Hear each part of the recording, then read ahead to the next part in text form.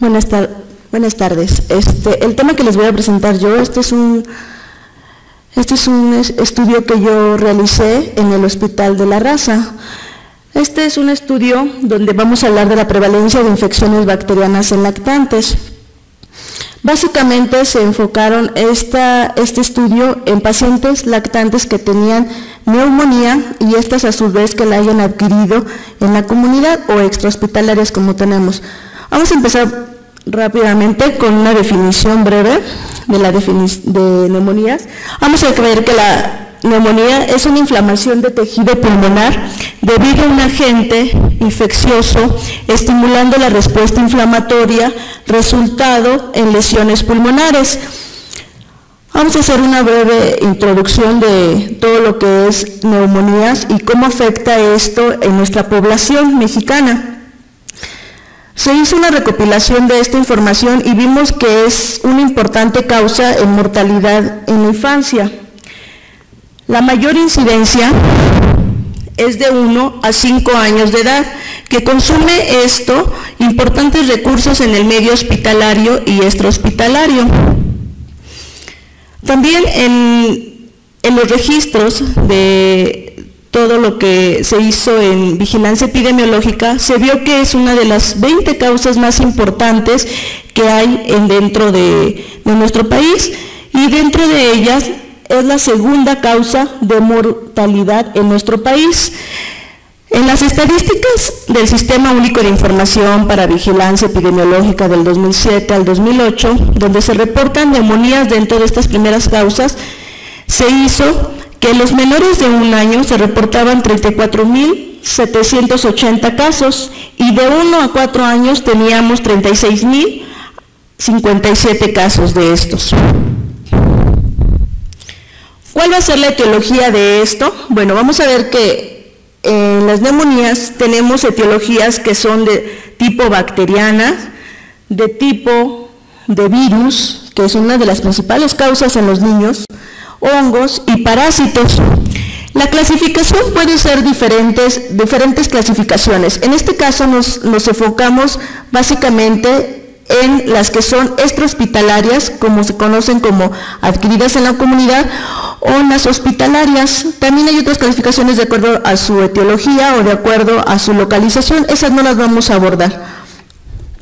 Bueno, ¿cuál fue el principal objetivo o por qué quisimos hacer este estudio en el hospital? Bueno, como sabemos, casi todas las etiologías pueden ser de etiología viral, pero básicamente no sabemos o no tenemos reportes bien a ciencia cierta la etiología en lactantes. ¿Por qué? Porque es muy difícil identificarlas en estos pacientes por la edad, porque ya que en ellos no se puede hacer esputo o se puede hacer una secreción por la misma edad de los pacientes.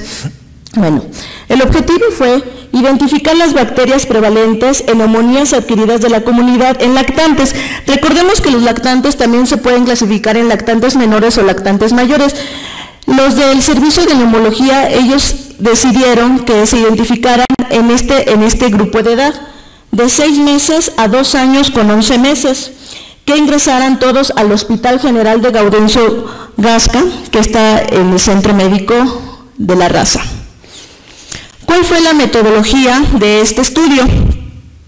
Este fue un estudio prospectivo, transversal, descriptivo, de todos los lactantes que ingresaran con el diagnóstico ya de neumonía adquirida en la comunidad, al servicio de hospitalización del Hospital Gaudencio González Gascas, que fue realizado del 1 de septiembre al 30 de noviembre del 2009. Se realizó con un lavado bronquialveolar para cultivo y para la determinación de prevalencias bacterianas.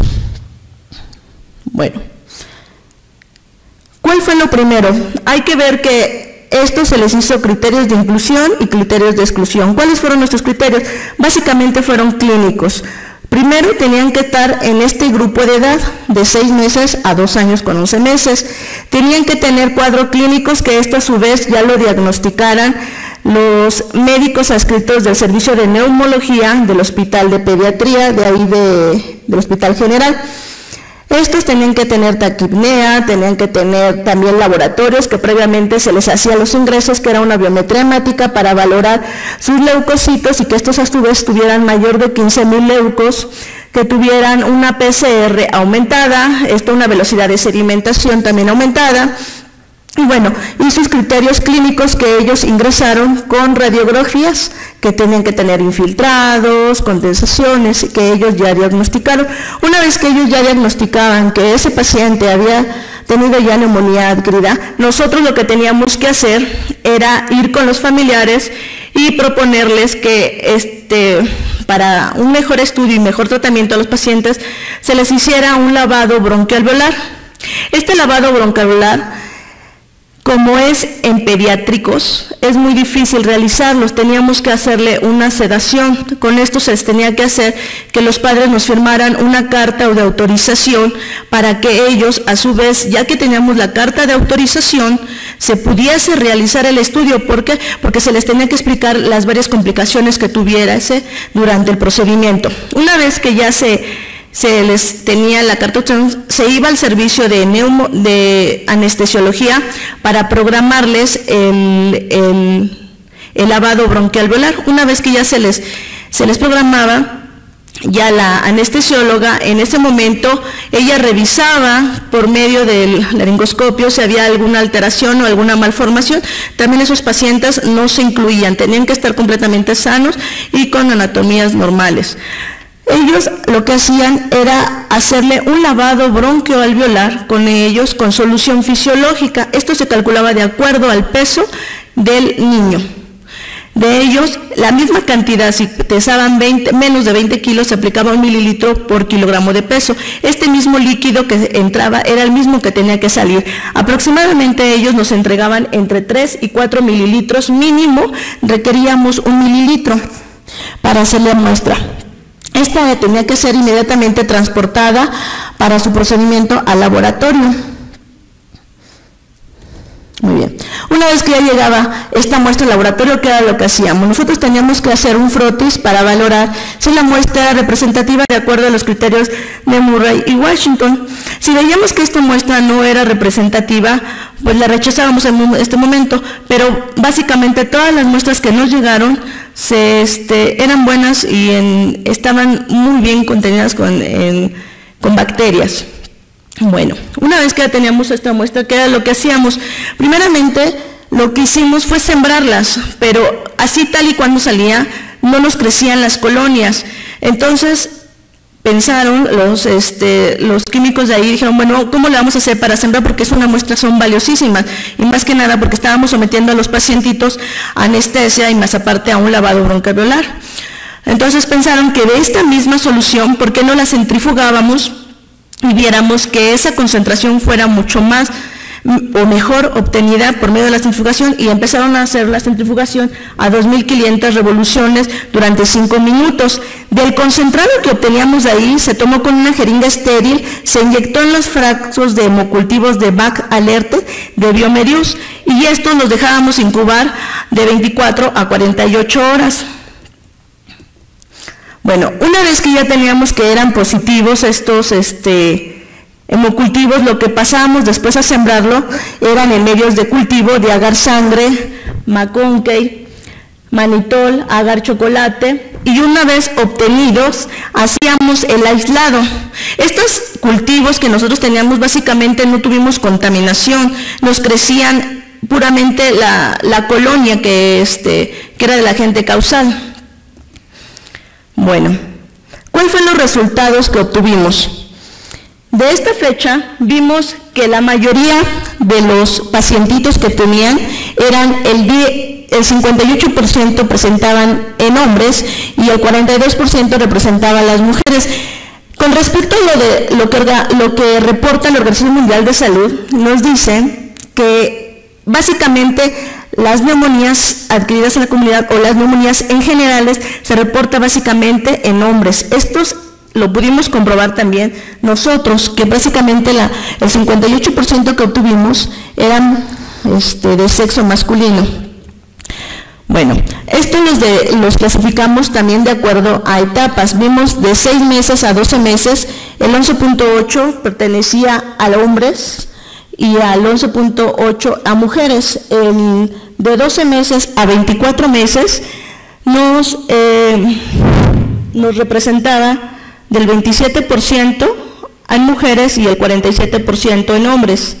De 24 meses a 36 meses teníamos del 11.8 en mujeres nada más, y en total pues ya nos daba nuestros 17 pacientes que tuvimos. Bueno, también medimos varios parámetros, principalmente los que estaban alimentados a seno materno y los que habían sido destetados antes de tiempo. También vimos que eso fue algo muy importante, que casi el 76% no habían sido alimentados al seno materno. Esto fue muy importante porque lo vimos que pues básicamente eso influía mucho en todos los pacientes que habían tenido ya infecciones previamente, ya antes de ser ingresados con neumonías. Bueno, otro punto importante que vimos son el esquema de vacunación. El 71% de nuestros pacientes no estaban con su esquema de vacunación. Recuerden que también para la vacuna que se aplica de hemófilos influenza, pues es muy importante a los 2, a los 4, 6 meses, y no todos lo tenían, Tenía un 71% con esquema incompleto y el 29% incompleto, perdón, el 29% incompleto y el 71% completo. Bueno, también vimos características clínicas para ver o asociar alguna etiología entre ellos, y vimos que el 82% de los pacientes presentaba fiebre, el 94% presentaba siempre tos, el 53% dolor, secreción nasal, el 41% dolor retroauricular, el 76% sí presentaban las adenomegalias y el 82% tenían una faringe hiperémica. También de estos influenciaba mucho que antes de que ya ingresaran al hospital de La Raza, ya habían sido previamente hospitalizados en otras unidades. El 41% de ellos ya habían sido hospitalizados por alguna otra causa, ya sea por infecciones bronquialveolares o una bronquitis. Bueno, ¿cuál fue nuestro resultado de esta investigación? Bueno, vimos que el hemófilos influenza tenemos un 12% representativo de el 23% con Streptococcus mitis, el 12% con Streptococcus oralis, el 12% de Streptococcus salivarius, el 18% nos pertenecía a Streptococcus pneumoniae. Recuerde que este es un agente bacteriano principal en este grupo de edad, y vimos que el 23% pertenecía a Moraxella. ¿Qué quiere decir? Bueno, en las estadísticas que se reportan de este tipo de pacientes, vemos que por lo regular siempre mencionan principalmente a los agentes virales y posteriormente ya vienen las bacterias, entre las que principalmente está el Streptococcus pneumoniae o clamidia. Pero recuerden que eso solamente en menores, en lactantes menores. Bueno, ¿qué vimos esto? Pudimos comprobar que no solamente las estadísticas que nos reportan nos pueden ver que el Streptococcus pneumoniae es el principal agente causal, sino que vimos que también Moraxella puede ser un agente causal de esta neumonía, y hay veces que no está reportada, al igual como el otro agente que fue el Streptococcus mitis. Bueno, con Moraxella vamos a ver que se identificaron dos asociaciones clínicas. Una fue la principalmente que casi tenían los pacientes otitis media, y otra, recuerden que en las diapositivas anteriores vimos que los pacientes tenían también secreciones nasales, hialinas. Entonces se concluyó que probablemente los pacientes hubiesen cruzado con una infección viral y después posteriormente se hubieran sobreinfectado con una infección bacteriana. Eso se llegó a esta conclusión, y principalmente entre qué edades vimos que se asociaba otra, fue entre los 12 y 28 meses. Esto vimos que tenía una P significativa de 0.03. Bueno, la implementación del lavado broncoalveolar fue importante, ya que nos permitió obtener unas muestras adecuadas, sin contaminación de flora de tracto respiratorio. La implementación de la siembra en el medio de Baxter Alert favoreció el crecimiento bacteriano en pacientes que ya contaban con antibióticos. Esto es debido a que el medio contiene carbón activado. Este carbón activado lo que nos hacía era secuestrar este medicamento, porque recordemos que casi todos los pacientes que llegan a los centros, ya sea de aquí del siglo XXI, pediatría o centro de la raza, casi son todos multitratados. ¿Por qué? Porque ya les dieron los esquemas de amoxicilina, les dieron esquemas hasta de amicacina. Entonces hay veces que todos los microorganismos que obteníamos pues eran resistentes ya a esos antibióticos. Una de las causas que también querían hacer eran asociar estos cuadros clínicos y poder darles un tratamiento, porque empíricamente les dan ahí tratamientos. ¿Por qué? Porque no se sabe a ciencia cierta cuál es el agente causal. Básicamente empiezan con amoxicilina o una cefalosporina de segunda generación, posteriormente ya se los cambiaban a una de tercera generación, y cuando veían que no respondía al tratamiento, ya la agregaban la claritromicina. Estos pacientes, que es otra cosa de las cuales vimos, eran los pacientes que presentaron moraxela. Entonces, este estudio sí les sirvió básicamente para ver que aquellos pacientes que no respondían a los beta-lactamasas, a los tratamientos de beta-lactamasas, podrían agregarles la claritromicina o eritromicina aparte de la cefalosporina y que tuvieran una mejor respuesta. Bueno, ¿qué es lo que vemos? Se sugiere implementar esta técnica para aquellos pacientes que se encuentren con tratamiento, ya que la adecuada identificación del microorganismo causal permite implementar una estrategia antimicrobiana óptima, previniendo el desarrollo de resistencia a los antimicrobianos y así disminuir la estancia y el costo de atención hospitalaria. Estilografía. Bueno, gracias. Eso es todo.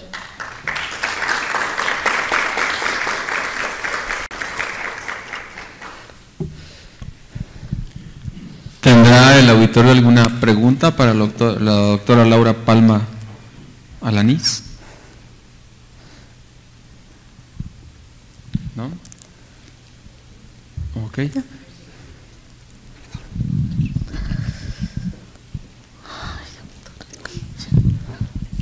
Felicidades, doctora Palma, y bienvenida a nuestra asociación.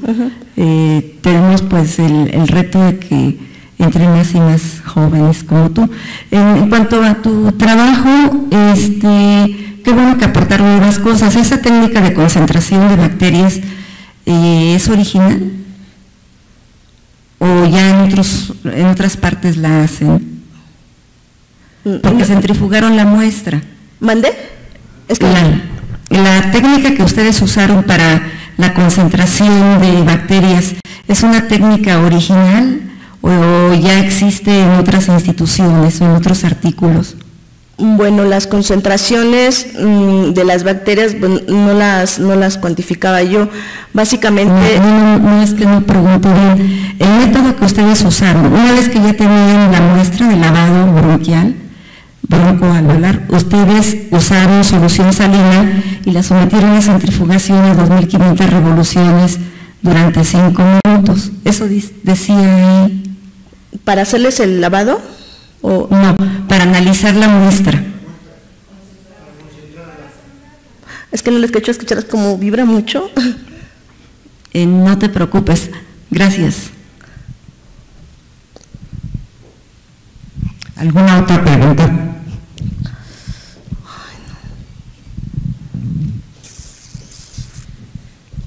Doctora Laura Palma, primero pues para felicitarle por el entusiasmo de querer ingresar a una asociación médica. Ajá. Y esperando que en el futuro su actividad se vea reflejada en mejora de la asociación, porque eso es lo que esperamos de la gente joven, nueva que va ingresando a la asociación, que tenga ese ánimo y ese espíritu de impulsarla y buscar mejorar continuamente. Y en cuanto al trabajo de investigación, tiene cosas muy interesantes en cuanto a la metodología, y nos están preguntando aquí por correo electrónico que si podría volver a comentar sus criterios de inclusión y exclusión. Ah, claro que sí. Por favor. Bueno, básicamente los criterios de inclusión que se les hizo a los pacientes es que, bueno, la edad era primordial, ya que los lactantes, pues bueno, se clasifican en diferentes, lactantes menores y lactantes mayores. En estos casos, la edad que ocuparon de 6 meses a 2 años 11 meses fue uno de los datos. El otro era que tuvieran taquipnea, si eran menores de 1 año, con mayores de 50 respiraciones por minuto, mayores de 1 año con 40 respiraciones por minuto. Los leucocitos, era muy importante que tuvieran mayores de 15,000 leucocitos, una PCR positiva, la velocidad de sedimentación positiva, los datos clínicos radiográficos que fueran concordes con la neumonía, y que firmaran la autorización para hacerse el lavado broncoalveolar. Ok. Muchas gracias, doctora. No sé si tiene alguna otra pregunta. Sí, gracias. Pues estuvo, realmente un trabajo muy bonito, doctora.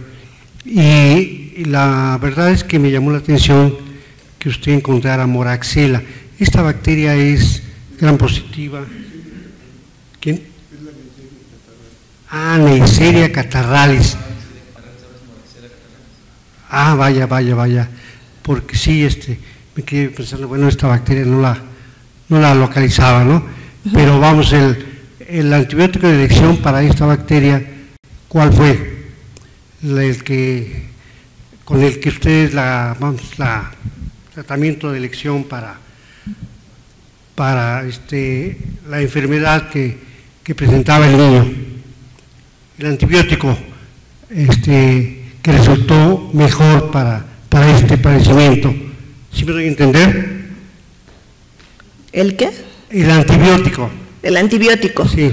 Bueno, el antibiótico que ocupan ellos, básicamente el esquema primero que les ponen a los pacientitos entrando, era una amoxicilina con una cefalosporina, ya sea de segunda generación.